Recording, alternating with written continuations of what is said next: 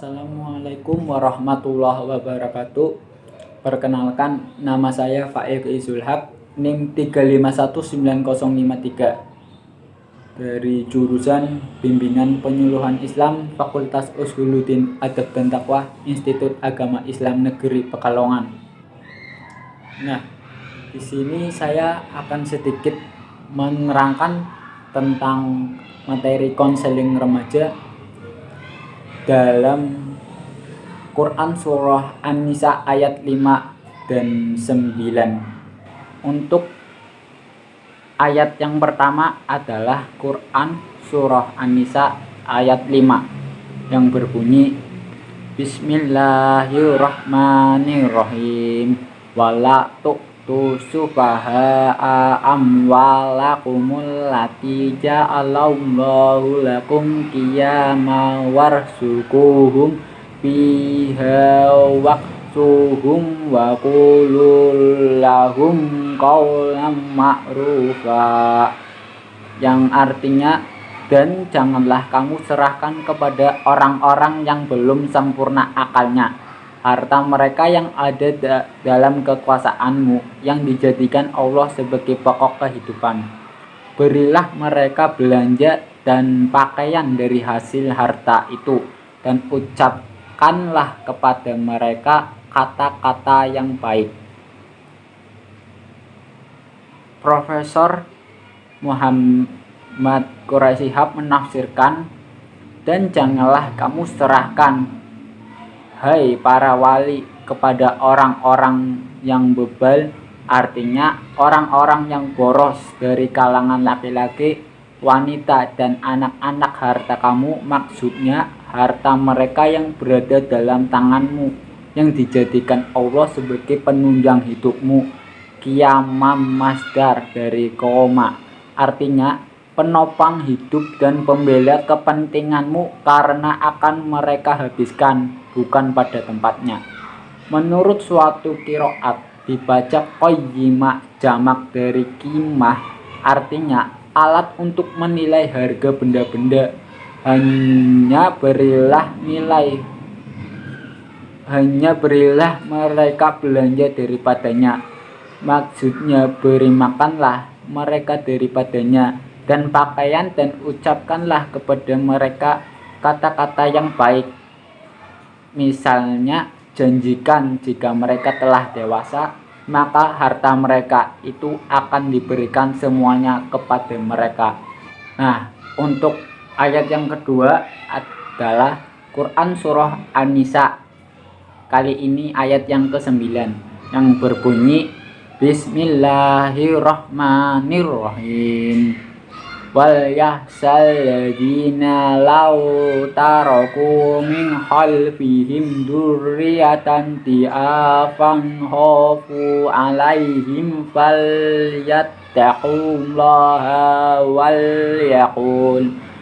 wal yaqulu qawlan sadida, artinya, dan hendaklah takut kepada Allah orang-orang yang seandainya meninggalkan di belakang mereka anak-anak yang lemah, yang mereka khawatir terhadap kesejahteraan mereka. Oleh sebab itu, hendaklah mereka bertakwa kepada Allah, dan hendaklah mereka mengucapkan perkataan yang benar. Profesor Dr. Muhammad Quraisy Shihab menafsirkan ayat ini sebagai berikut. Dan hendaklah bersikap waspada, maksudnya terhadap nasib anak-anak yatim, orang-orang yang seandainya meninggalkan, artinya hampir meninggalkan di belakang mereka, sepeninggal mereka keturunan yang lemah, maksudnya anak-anak yang masih kecil-kecil. Mereka khawatir terhadap nasib mereka akan terlantar, maka hendaklah mereka bertakwa kepada Allah mengenai urusan anak-anak yatim itu, dan hendaklah mereka lakukan terhadap anak-anak yatim itu apa yang mereka ingini dilakukan orang terhadap anak-anak mereka sepeninggal mereka nanti, dan hendaklah mereka ucapkan kepada orang yang hendak meninggalkan perkataan yang benar, misalnya menyuruhnya bersedekah kurang dari sepertiga dan memberikan selebihnya untuk para ahli waris, hingga tidak membiarkan mereka dalam keadaan sengsara dan menderita. Kedua ayat tersebut memiliki keterkaitan dengan materi konseling remaja. Sebelumnya, remaja itu apa sih? Remaja di Indonesia memiliki rentang usia dari 12 tahun hingga 22 tahun. Dalam perkembangan kepribadian seseorang, masa remaja memiliki arti tersendiri atau khusus. Namun begitu, masa remaja memiliki tempat yang tidak jelas dalam rangkaian proses perkembangan seseorang. Masa remaja tidak tergolong ke dalam masa anak, namun tidak pula termasuk ke dalam golongan orang dewasa atau golongan tua. Masa remaja terletak di antara masa anak dan masa dewasa. Remaja masih belum mampu untuk menguasai fungsi-fungsi fisik maupun psikisnya. Apabila ditinjau dari segi tersebut, maka mereka masih dikatakan sebagai anak-anak. Mereka harus menemukan tempatnya dalam masyarakat. Anak-anak dalam usia remaja pada umumnya pasti akan mengalami apa yang namanya suatu problema remaja, baik itu melakukan tawuran antar pelajar seperti di tingkat SMK, keras kepala ketika dinasihati orang tua atau guru, membuat kerusuhan atau hal buruk lainnya.